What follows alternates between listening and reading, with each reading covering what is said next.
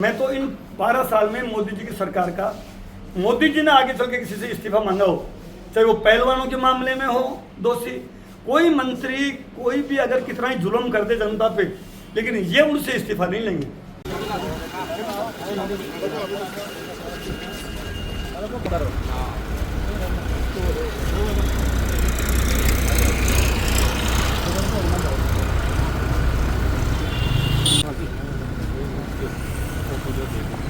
Congress party जिंदाबाद, Congress party जिंदाबाद, जिंदाबाद, धर्मेंद्र जी राठौर जिंदाबाद, डॉक्टर राजकुमार शर्मा जिंदाबाद, डॉक्टर राजकुमार शर्मा जिंदाबाद, डॉक्टर राजकुमार शर्मा जिंदाबाद, गोविंद सिंह डोटासरा जिंदाबाद, गोविंद सिंह डोटासरा राठौर जिंदाबाद, धर्मेंद्र जी राठौर जिंदाबाद, डॉक्टर राजकुमार शर्मा जिंदाबाद, डॉक्टर राजकुमार शर्मा जिंदाबाद।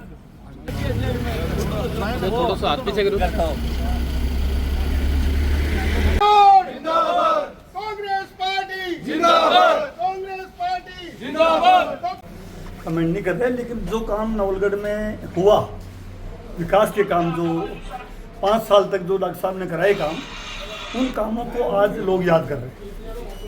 मैं राजस्थान के करीब ये 16वां जिला है मेरा, EWS को लेके मैं यात्रा कर रहा हूँ, तो सब जिलों में जा रहा हूँ। सब जगह एक ही आवाज़ आ रही है कि कांग्रेस सरकार में, अशोक गहलोत जी की सरकार थी, तब जो फैसले हुए, चाहे EWS का ही फैसला है, जो आप जानते हो कि सामान्य जाति के लिए बहुत क्रांतिकारी फैसला किया कि मोदी सरकार ने, मोदी जी ने रिजर्वेशन तो जरूर 10% का दिया संविधान में संशोधन करके, लेकिन उसमें इतने राइडर लगा दिए थे, इतने राइडर लगा दिए कि किसी का भी EWS का सर्टिफिकेट नहीं बनता था, और सर्टिफिकेट नहीं बनता था तो फिर वो सरकारी नौकरी हो, शिक्षण संस्थान हो, उसका फायदा नहीं मिलता था।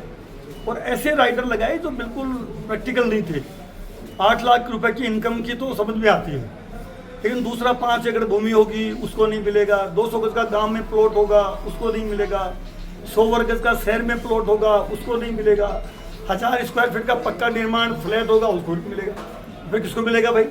आपने एक तरफ से आरक्षण दे दिया, दूसरे हाथ से ले लिया। तो वो बात जब हमने गहलोत साहब को बताई कि साहब ये जो 4 राइडर हैं जमीन और मकान संबंधी, ये अव्यवहारिक हैं, न्याय संगत नहीं है, इससे जो सामान्य वर्ग का, जिसमें ब्राह्मण, राजपूत, वैश्य, कायस्थ, सिंधी, इसमें मुसलमान का भी एक जो वर्ग है सामान्य वर्ग, जो शेख है, सैयद हैं, मुगल हैं, पठान हैं, वो भी EWS में आता है। EWS में ऐसी बहुत सी जातियाँ हैं जिनकी जानकारी लोगों को नहीं है। अब ये विश्नोई राजस्थान में तो OBC में है, लेकिन केंद्र की सूची में वो सामान्य में है। भरतपुर धौलपुर के जाट जो हैं वो राजस्थान में OBC में है, लेकिन सेंटर में वो सामान्य में है। तो ये रिजर्वेशन सामान्य जाति जो सेंटर में है, EWS में आती है, उन सब के लिए हम ने डिमांड जब गहलोत साहब को रखी तो 8 लाख इनकम की एक शर्त रखी। 8 लाख इनकम से कम जिसकी इनकम होगी वो गरीब माना जाएगा और उसको 10% आरक्षण का लाभ मिलेगा। बाकी चारों शर्तें हटा दी। हटाने से फायदा ये हुआ कि जो भर्तियां निकल रही है सरकार की, उसमें बड़ी संख्या में EWS के हमारे हथियार हैं।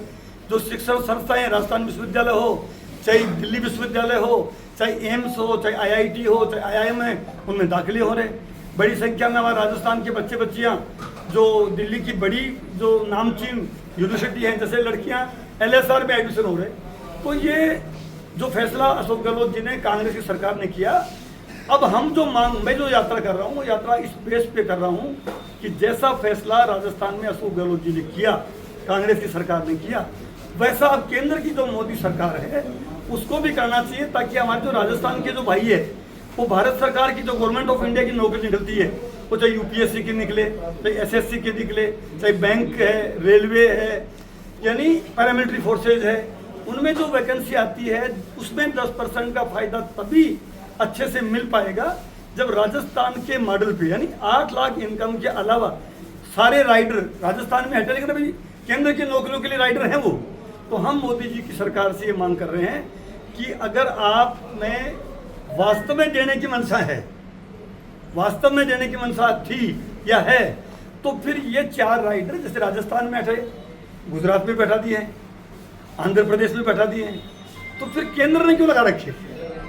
अब आप बताइए, 5 एकड़ भूमि राजस्थान के लिए ये डेजर्ट है, यहाँ 5 एकड़ भूमि में कितनी पैदावार होती है? 200 गज का गांव में प्लाट होगा, उसको भी लाभ नहीं मिलेगा। अब मुझे तो कोई ऐसा आदमी मिला नहीं जिसके पास 200 गज का प्लॉट भी गांव में नहीं हो। बकरी चराने वाले के पास भी 200 गज का बाड़ा होता है, तो 200 गज का गांव में प्लाट है, उसको लाभ नहीं मिलेगा। तो फिर ग्रामीण भारत की भी बड़ी आबादी वो भी इस EWS के लाभ से वंचित हो रही है। और महिलाओं की क्या कर रखी है, आपको जानकारी दे दूं कि महिला अगर EWS का लाभ लेना चाहे, महिला उसके पिता की आय और पति की आय दोनों को सम्मिलित करते हैं। 8 लाख जो इनकम का जो वो है छूट है, उसमें पिता की आय भी जोड़ते हैं, पति की आय। अब ये न्याय संगत है क्या? अगर लड़की शादी होके ससुराल आ गई तो उसके पति की इनकम माननी चाहिए, लेकिन नहीं, इतना बड़ा विरोधाभास। अब तो महिला एम्पावरमेंट की, विमेन एम्पावर की बात करने वाली सरकार, इस फैसले को तत्काल करना चाहिए। अब कल अठावले साहब आए हैं, भारत सरकार के जो केंद्रीय मंत्री हैं, सामाजिक न्याय मंत्री, कल उन्होंने कहा कि साहब हम 8 लाख से बढ़ा के इस इनकम को 12 लाख या 15 लाख कर रहे हैं। करनी चाहिए। 6 साल 2019 में ये फैसला हुआ है, 2026 आ गई तो जब महंगाई बढ़ रही है, उस वक्त 8 लाख थी, आज तो महंगाई के हिसाब से उसको 15 लाख क्या चाहिए, बल्कि 15 लाख से ऊपर करनी चाहिए। पर चलो, उन्होंने बयान दिया है, उसका हम वेलकम करते हैं, स्वागत करते हैं कि वो इनकम बढ़ाने की बात कर रहे हैं। लेकिन मुख्य बात जो है, ये 4 राइडर, उसके बारे में अभी तक वो कुछ नहीं बोले। मैं आपके माध्यम से उनको भी कह रहा हूँ कि 8 लाख की मिनिमम सीमा तो आप बढ़ाने पे विचार कर रहे हैं, ये आपने कहा कल प्रेस को जयपुर में। लेकिन ये जो 4 राइडर जो लगे हुए हैं, जो अशोक गहलोत जी की कांग्रेस सरकार ने हटाए, वो राइडर भी आप केंद्र से हटाई। तो मैं मानता हूँ, मैं इस यात्रा के माध्यम से घूम रहा हूँ तो सभी जगह ये रेस्पॉन्स, जैसे आपने पूछा कि नवलगढ़ की जनता पछता रही है कि क्या डॉक्टर साहब ने काम किया, और आपके सामने है काम। ऐसे ही पूरे राजस्थान में जितने कांग्रेस सरकार के टाइम अशोक गहलोत जब CM थे, 25 लाख का बीमा, अब आज क्या हालत है बीमा की? कहने को तो कहते हैं हमने योजना बंद नहीं की है, पर आप देख लो अस्पतालों में जाके क्या हालत है, पेंशन का क्या हालत है, पंचायत चुनाव, लोकल बॉडी के चुनाव, कोर्ट बार बार कह रहा है इनको। अब आप बताओ, थोड़ी बहुत भी इनको लज्जा नहीं आती है कि भाई पब्लिक क्या सोचती होगी कि यार चुनाव नहीं करा रहे। अब ये कोई ना कोई तो डर है इनको चुनाव नहीं कराने, भाई कोई तो डर होगा ही ना। या तो मुख्यमंत्री जी को खुद को आके प्रेस के सामने जनता को बताना चाहिए कि हमारे सामने ये रुकावट है, OBC कमीशन की रिपोर्ट नहीं है। अब ये बातें कोई जनता पढ़ी लिखी है, समझती है, ये कोई बहाना है क्या? कोर्ट कह रहा है इतनी तारीख को कराइए, कंटेम्प्ट लग रहा है, सुप्रीम कोर्ट ने भी कह दिया, अब और कहाँ जाए जनता? तो ये सरकार बिल्कुल, मैं तो ये मान सकता हूँ, मैं नहीं मानता हूँ, पूरा राजस्थान अब पछता रहा है। डबल इंजन, इससे तो एक इंजन बहुत बढ़िया था भाई, क्यों डबल इंजन करके आपने वो क्या कबाड़ा कर दिया राजस्थान का? कोई गांव में सड़क ले लो, बिजली ले लो, चिकित्सा ले लो, मतलब ऐसा कोई काम गिनाने को नहीं होगा। मैं इन सब आपके माध्यम से पूछता हूँ, कोई ऐसा काम बताओ बेटा कि नवलगढ़ में अभी 2.5 साल में ये बड़ा काम कुछ नहीं हुआ, कुछ कोई झुंझुनू में कोई बड़ा काम। सर आप आए हो, पानी देखो कैसे भर रहा है वहाँ पे पूरे रास्ते पे। कहने का तात्पर्य है कि भजनलाल जी की सरकार, हम तो इसको फेल सरकार मानते। अब ये खुद ही मन में जरूर कर रहे हैं कि पता नहीं क्या क्या वंदे गंगार, कभी झाड़ू लगाते हुए दिखते हैं, कभी ये मंदिर पे जाते हुए दिखते हैं, झूठी वो क्या की बातें करते हैं। कल ही अजमेर में इतना बड़ा प्रोटेस्ट हुआ है गाय को लेकर, मुस्लिम समाज आगे आके कह रहा है कि गाय को राष्ट्र माता घोषित करो। मुस्लिम समाज, सर्व समाज आ रहा है, तो अब आप इनको बयान कोर्ट रोक रहा, बताओ डबल इंजन को, इसको गाय को राष्ट्र माता खाली वोट लेने के लिए ही गाय माता है क्या? अब हम तो कह रहे हैं ना भाई, घोषित करो, तत्काल घोषित करो। जब डबल इंजन है तो गाय के लिए तो वो हो भाई, गौ माता है हमारी, हम मानते हैं गौ माता को।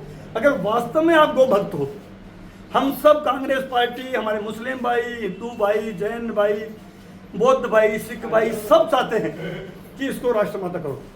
सर, कल से 2 मुद्दे बड़े चर्चा में रहे। पहला मुद्दा बीकानेर में जब चिकित्सा मंत्री पहुंचे, प्रेग्नेंट लेडियों के लिए कहा कि नाचते हुए आई थी या चलकर आई थी, तो उसके बारे में आप क्या कहना चाहोगे? मैंने कहा साहब, ये तो सरकार नहीं, ये सर्कस है।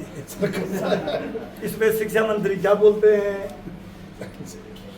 स्वास्थ्य मंत्री क्या बोलते हैं, आप देख रहे हो, मतलब कोई इस सरकार का रूपक तो लग नहीं रहा है।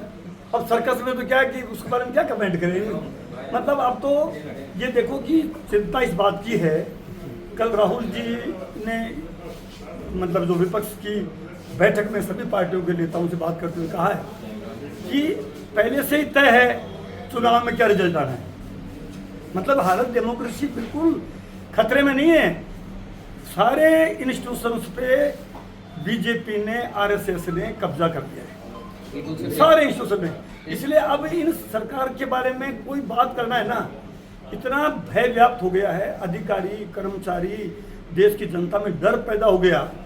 आप ये बताइए, जब संदेह पैदा हो जाए कि ये चुनाव निष्पक्ष है कि नहीं, इससे बड़ी और क्या बात। लोगों को डाउट है, कोई ईवीएम पे डाउट करता है। अब तो यहाँ तक बातें हैं कि ये चाहे उसको जिताएं और चाहे उसको हराएं। अभी हमारी मीनाक्षी नटराजन का मध्य प्रदेश जो एमपी राज्यसभा है, उनका नामांकन आप बताओ, मतलब एक तरह से दादागिरी कह दो, गुंडागर्दी कह दो, कोई परवाह नहीं है जनता क्या सोचेगी। नहीं तो राजनेता, मुख्यमंत्री, प्रधानमंत्री, मंत्री फैसला करता है, उससे पहले 100 बार सोचता है कि मेरे इस फैसले का प्रभाव जनता में कैसे जाएगा, जनता क्या फील करती है, मेरी इमेज के मतलब क्या बनेगी, इनको कोई परवाह नहीं है। अब रीट के मामले में को आप देख लो, सीबीएसई के मामले में देख लो, धर्मेंद्र प्रधान से इस्तीफा सारे लोग मान लिए, सारे लोग। लेकिन कोई भी, मैं तो इन 12 साल में मोदी जी की सरकार का, मोदी जी ने आगे चल के किसी से इस्तीफा मांगा हो, चाहे वो पहलवानों के मामले में हो दोषी, कोई मंत्री कोई भी अगर कितना ही जुल्म कर दे जनता पे, लेकिन ये उनसे इस्तीफा नहीं लेंगे। करप्शन की कितने आरोप लगाते हैं, कितनी बातें करते हैं भ्रष्टाचार की। हमारी पार्टी में है, विपक्ष में है, तब तक वो भ्रष्ट। इनकी पार्टी में गया वो एकदम मतलब ये मानो कि हरिश्चंद्र। अब आप सोचो तो अब क्या है इस देश में, बचा तो कुछ है नहीं। हाँ, लेकिन हम निराश नहीं होंगे। हम राहुल गांधी जी ने जो कहा है कि जो कांग्रेस का मूल काम है जनता को जगाना और जनता को साथ लेके हमारा विरोध दर्ज कराना, ये हमारा अधिकार है। ये आज़ादी के पहले भी कांग्रेस ने ये काम किया था, तब भी हम अंग्रेजों से नहीं डरे, तभी देश आज़ाद हुआ। और इस देश का जो नवनिर्माण हुआ, देश में आज जो हालत है, आप बताइए अगर ये हाल कांग्रेस के टाइम में होता तो ये क्षेत्रीय पार्टियां पनपती क्या। क्षेत्रीय पार्टी को आराम से भाई जो वोट पड़ रहा है, रिजल्ट जैसा आएगा, जनता ने जो वोट दिया वो जीत रहा है, जनता ने जिसको वोट नहीं दिया वो हार रहा है। अब तो स्थिति ये बन गई कि मतलब ये मान लो कि चुनावों के बारे में तो कितने मतलब इंटेलेक्चुअल, कितने सोशल एक्टिविस्ट, कितने बुद्धिजीवी, पत्रकार, राइटर क्या क्या लिख रहे हैं चुनाव की निष्पक्षता के बारे में, लेकिन सरकार की तरफ से कोई नहीं। चुनाव आयोग ही एक तरह से अब तो बीजेपी का एजेंट हो गया है, तो अब उसके आगे क्या है बताइए। बिल्कुल सर, अंतिम सवाल है, कल रितु बनावत के साथ जैसे ईओ ने तू तड़ाके में बात की, क्या सरकार पर अफसरशाही हावी हो रही है? लेकिन वो तो रितु बनावत जी तो विधायक निर्दलीय है, इनके मंत्रियों की टिप्पणियां सुन लीजिए, आप इनके विधायकों की टिप्पणियां सुन लीजिए, खुद इनके आप सारे, आप तो सोशल मीडिया का जमाना, कितने वीडियो इनके वायरल हो रहे हैं।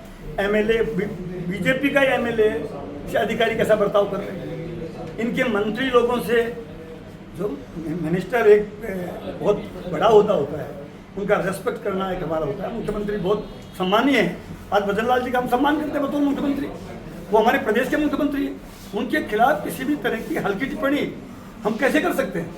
लेकिन आप देख रहे हैं, क्योंकि पोपाबाई का राज है, कोई भय नहीं है, उनको भय नहीं है जिनको भय होना चाहिए, उनको भय है जिनको भय रहित रहना चाहिए, यानी जनता को डर और इनके लोगों का बस हम दो हमारे दो। आज झुंझुनू में आपकी प्रेस वार्ता है, क्या क्या मुख्य बिंदु रहेंगे? केवल ईडब्ल्यूएस के ऊपर एक ही मांग कि ईडब्ल्यूएस आरक्षण पे जो 10% दिया उसको केंद्र की नौकरियों के लिए भी राजस्थान मॉडल लागू करें। नंबर 2, ईडब्ल्यूएस का जो स्थानीय निकाय और पंचायत राज में 10% सीटें आरक्षित की जानी चाहिए, ये हमारी मुख्यमंत्री से मांग है। और वो मांग प्रधानमंत्री जी से, चूंकि केंद्र की नौकरियों का मामला है। ये ब्लॉक देख लिया अपने कैलाश जी चौधरी साहब, वो उपाध्यक्ष हैं। ये राजवीर सिंह जी है, ये अपने संगठन में महासचिव है, मैं जिले में महासचिव हूँ, और अपने पार्षद जी है,